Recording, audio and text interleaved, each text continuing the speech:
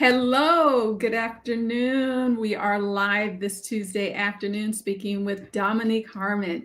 Dominique is going to talk to us about how to support teens who are receiving mental health services as they launch. Post secondary, they're leaving the house, they're going to some kind of post secondary education.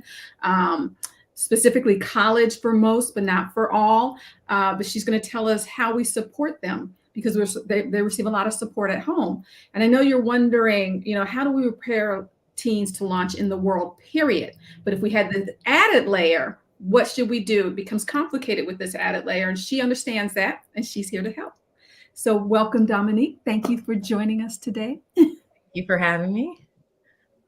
Why don't we start with you telling us a little bit about yourself and your work?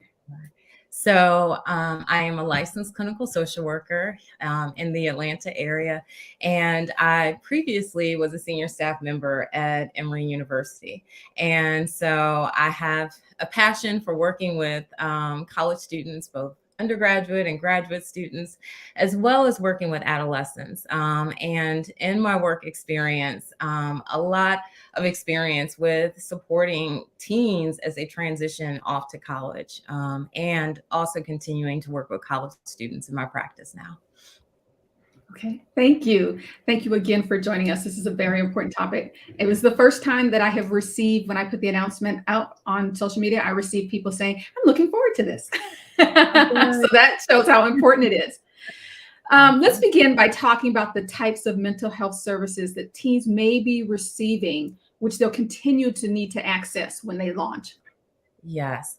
So many teens, maybe middle school, high school, are receiving services as it relates to psychiatry services, where there might be psychotropic medications being prescribed to treat symptoms associated with anxiety, depression, and then also attention deficit disorder may be one. And then there's also therapists, and there's a full range of types of therapists. For example, I'm a licensed clinical social worker. There are licensed professional counselors. There are psychologists that provide psychotherapy and counseling services to support students. So those may be some of the current support services, mental health support services that teens may be receiving. Okay, and what issues may arise when teens are out of the home, when they first leave the home? They're 17, anywhere from 17 to 19. Yeah. So the first thing that comes to mind when I think about a teen who may be already receiving mental health support services is that now they're managing that on their own. So they may be managing medication on their own. They may be managing therapy on their own. And that might even look like identifying a new therapist in their new location, which could be in, a different city, a different state than where they were receiving services.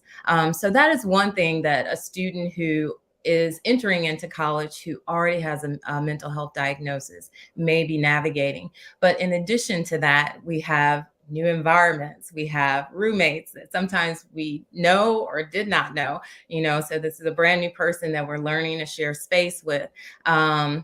Navigating your academic demands, which in most cases have increased when you go off to college. You have an increased academic demand. Time management becomes an issue. Lots and lots of things, even the basics of washing your own clothes, making sure that you're getting meals, managing bedtime so that you get enough sleep to be able to do all the things that are on your plate as a college student. And so there's so many new things for college students to navigate on their own when they leave home. So what should the adults in these teens' lives be looking for so that we can support them as best as we can before they launch and then after they launch? So before they launch, when you have them at home with you, I think it is so important to be talking about mental health. So we all have mental health, just like physical health. We all have it. And our wellness in that area, wellness of mental health, is on a spectrum. It ranges. And so to be able to talk about that in the household, just like we're talking about our physical health, I think is super important, because then we're able to instill skills and strategies for optimizing our mental health, maintaining our mental health and wellness. And so I think talking about it at home, normalizing that our mental health requires our attention and us being intentional to optimize it. So I think being able to do that openly at home is really important. I think also when you have a teen who may be struggling with mental health and maybe mental illness, getting them connected now to support services. So establishing a relationship with the therapist. If medication is needed to help manage their symptoms, establishing a relationship with a psychiatrist, starting a medication regimen, that is effective. Sometimes the first medication that is tried may not be the best fit for the teen. And so you may have to try a different medication if medication is needed to treat the symptoms. And so being at home and having that type of support is really nice, as opposed to, trying to navigate that on your own once you've left home. So I think that's the things that could be really beneficial at home before they launch. Mhm. No, go ahead. Tell us about once they launch. So once they launch, one of the things that has come up a lot for me in my practice is that I've worked with a lot of teens who have then gone off to college that because of licensure requirements, I may not have been able to continue to work with. So I am licensed in the state of Georgia, DC, and able to do telehealth in Florida. If I'm working with a teenager now in Georgia who doesn't go to school in one of those states, I'm no longer able to provide therapeutic services to them, even though now there's so much telehealth going on. If I'm not licensed in that state, I can't continue to work with them. And so it's really important to be aware of that as you prepare your child to go off to school. Will they need to connect with another therapist, a new therapist? There may be student counseling services on campus that will be a good option for them, but they may not be a great option. A lot of counseling centers have very high demand, and so they may offer brief therapy. If your child is in need of ongoing supportive, therapy that just really helps them to feel like they have rapport with someone and there's someone there they can connect with on an ongoing basis, they may need to find someone in the community, a therapist in the community. And so navigating that before they even get to campus is really important. And therapists, their current therapists, can really help support that transition too. You bring up a good point because schools that do have counseling services are overloaded. There is a lot going on these days. We are dealing with, post the shutdown and how that affected students. And then there are other issues that are there. And if they have counseling services, it's hard to access them if there's not an emergency because they just have waiting lists.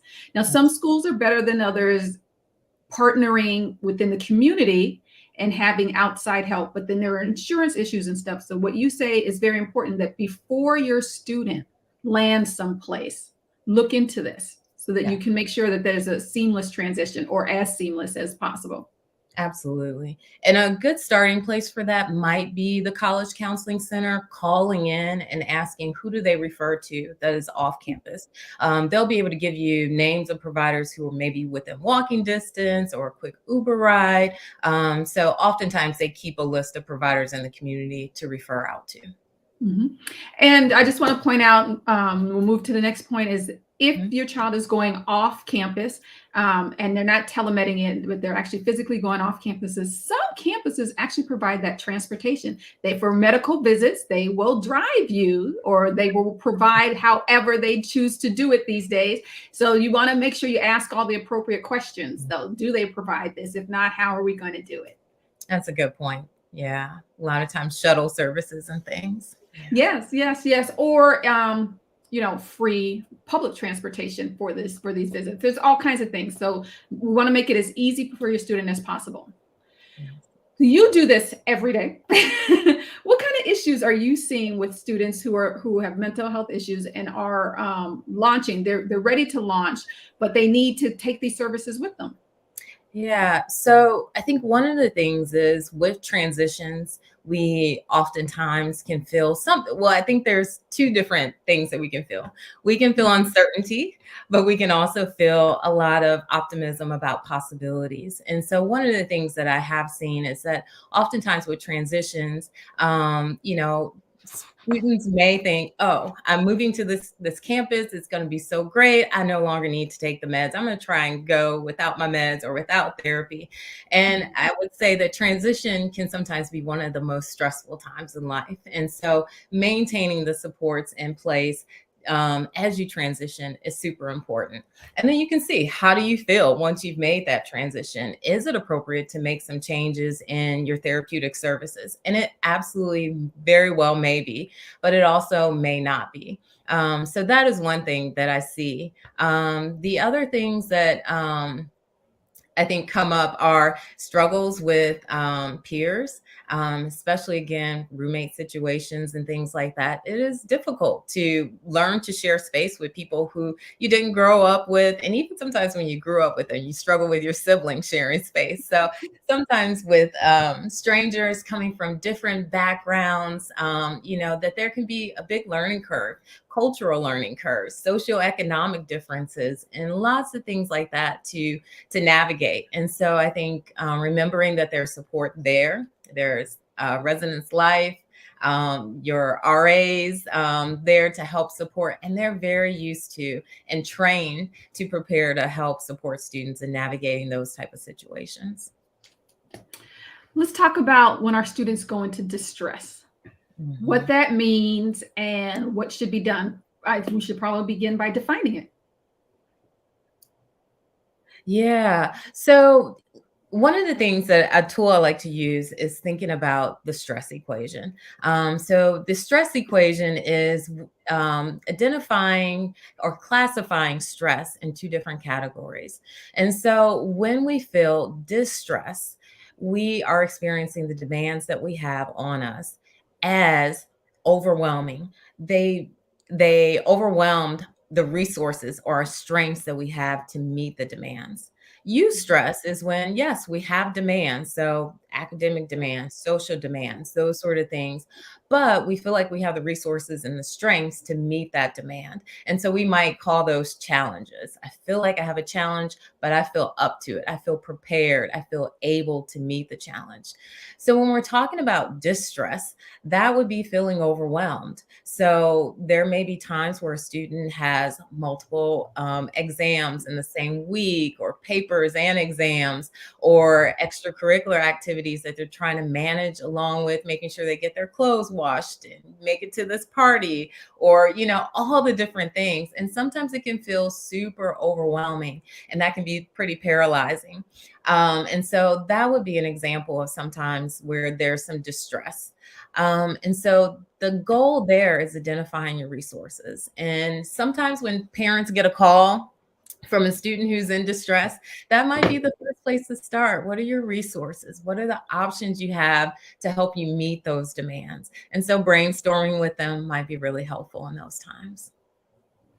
You mentioned resources. What are the resources that are available to the adults and the parents as we either are anticipating a transition or in the midst of it? Yeah. So there's a couple of things that I think about as far as resources on campus. And so this might be available to the adults to help support the students to access them. So I'll Mhm. start with that. And so I think about things like disability services that are available on campus. So if you have a child who has a diagnosis, a mental health diagnosis, they may be eligible for accommodations. And so those kind of accommodations may look like extra time to complete tests, spaces to take the test where there's less distractions. Maybe they're the only person in the room as opposed to taking it in a big lecture hall, something like that. And so going ahead and getting those type of accommodations set up, whether your student decides to use them or not, it doesn't matter. They can have them, and that way, if they need them, they can approach their professors and communicate the need for that accommodation for, a certain exam or all the exams or whatever it is. So that's a nice resource and support that's available. The other resources and supports I think about are like the writing lab, where you can go in and get support, maybe someone proofreading an essay or something like that that you've written. There are lots of supports on campus for students to access. Okay. Um, when we're talking about distress Mhm. and students being stressed, now I get a lot of wonderful comments from doing this work with your team, but I do hear, and it's a small group, but of people, what's wrong with these teens? Why can't I went to school and it was stressful and I just made it out and I don't understand what's the big deal? Can you tell us why helping them manage stress is important and what stress does to our teens and to us? Yeah. Yeah. So, there's a statistic that I recently heard, and it was stating that close to 80% of disease and illness is initiated due to stress. And that mental health and mental illness is even more impacted, even more than our physical health, by stress. And so, stress has a huge impact on our functioning and our wellness. And I think in our society, there are so many different stressors that students are exposed to that we weren't exposed to 20, 30 years ago. And so there are lots of demands. There are, I think, also core beliefs and mindsets that, about perfectionism, success. How are we defining success?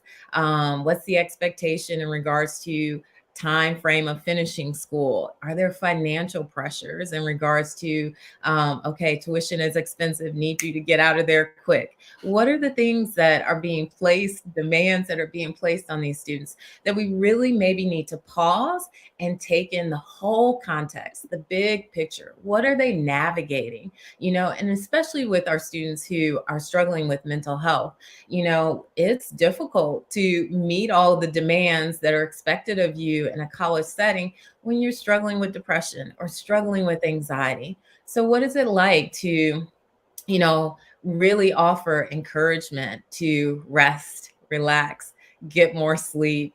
And maybe that looks like your students staying an extra semester on campus because they need that additional space to be able to just take good care of themselves. Our wellness requires us to take out some time. And so, what is it like to redefine success as, okay, you finish school, college in 5 years versus 4 years, and that is success. I like that, helping them redefine success. It's kind of like the personal records that track athletes do. There is the team record, but there's the personal. I may not have come in first, but I did better than I did last meet. Absolutely. Oh, okay. You gave us um, a great stat. I'm looking at our notes. Uh-huh. And it's talking about how many college students meet the criteria for at least one mental health problem. Can you give us more information about that? Yeah. So again, when we're talking about mental health, we're talking about it on a spectrum. And Mhm. so, we often talk about things like anxiety, depression. Absolutely. Those things are on the spectrum, and their severity, the severity of the symptoms and how they impact our functioning, that is on a spectrum as well. But I think it's also really important to talk about things like bipolar disorder, where there's, major depression with manic episodes, or even milder forms of depression and milder forms of mania, but that there's this vacillating between those that can really impact functioning for a student who's on campus. There's also, on the far end of the spectrum, things like schizophrenia, major, severe mental illness, where there may be a disconnection with reality, paranoia.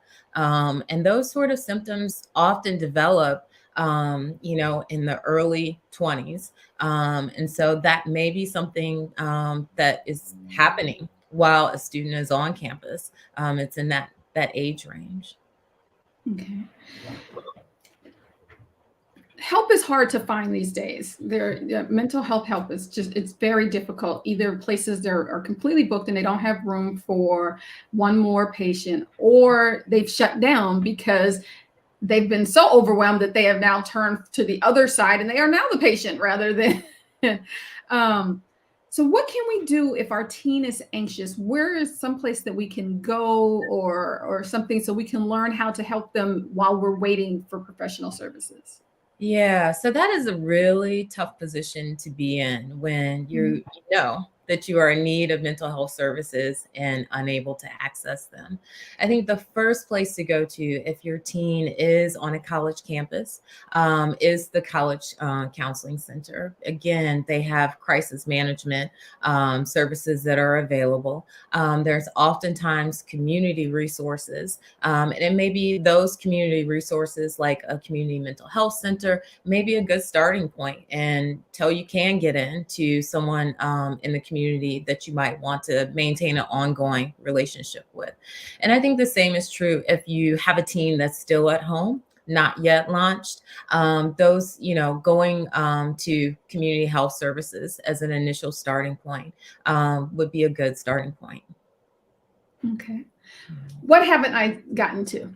I know this is an important topic and I want to make sure that we don't miss something because I didn't have the question. Yeah. So, one of the things I think of is that parents are really doing their best. And I also think about the fact that, there's been so much stigma around mental health that a lot of parents are just not aware of, what to look out for, what to seek professional services or support their child in seeking professional services for. And so I love that we're having this conversation. I love that, the parents that are here and are listening are getting this information. And I hope that it sparks them to seek out additional information. I think, again, destigmatizing mental health and mental health treatment is super, super important. And so parents are a great starting point for that so that they can pass that on to their children, having these conversations, expanding our knowledge about mental health services, and getting the support we need. And that may even include parents getting the support they need as their children leave to go off to college campuses. That's a big transition for everybody in the family. And so that can cause some anxiety, depression, even for parents. And so your student knowing that you're taking good care of yourself can also be really beneficial for them. Okay. We've talked a lot about how to support students and students who have transitioned to college, but what if we don't think our student is ready yet? What are the signs that they may not be ready and we may need another year at home or something? And how Yeah, should we handle that? I think that's a really great question. And so, number one, seeing that as an option, that it is okay to take a year to wait. I think, if you have a student who is not mentally stable, that they're really struggling with their anxiety and depression. And that might look like they're having difficulty with daily functioning right now, even, in this high school setting. They may feel really overwhelmed. They may be struggling to get out of bed. They may be isolating themselves socially. That's not a good time to send a student off and away to school, away Mhm. from the current supports that they have. And so those would be indicators that, continuing to stay close to their home supports, family supports might be a really good idea.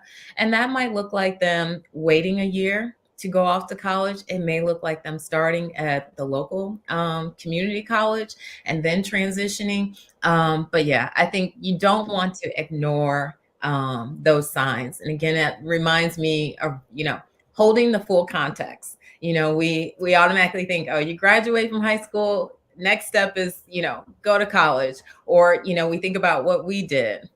We've got to hold the context of the present moment, what they are currently experiencing as we make these choices and decisions, or support them around making the best choices and decisions for themselves. Part two of this question: when should we know when to bring them home? I know of a family who recently brought their first year student home, and I thought that it was the bravest thing that these parents did, and the student saying, I need to come home and I need to regroup. And the family got a lot of flack for that. Well, it's too early to know, but how should we know? When do we do this?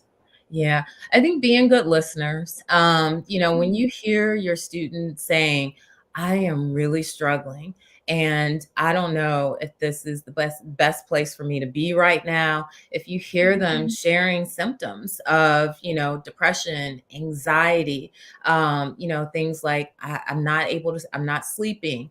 I wasn't able to get up and go to class. If they're missing classes, not sleeping, not eating, lots of, just isolating themselves, things like that, it would be a good idea to bring them back home, reassess what supports and things that they may need. I also think that, a first step before taking that step, and I want to say that it is very, very common for students to take medical leave. And so I think a lot of us and, society, when you're outside of that environment of a college campus and knowing the resources, you think, what is happening?